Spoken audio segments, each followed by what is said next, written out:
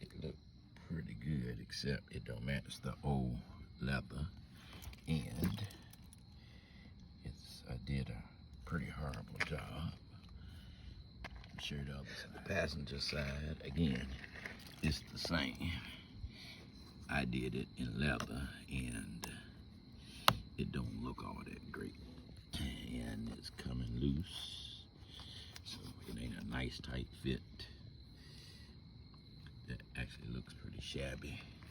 And then these cubby hole openers, I did those, but that's coming loose and looking bad too. So I'm gonna put Burberry on all 4 panels. 1, 2 on the driver's, and then 2 on the passenger side.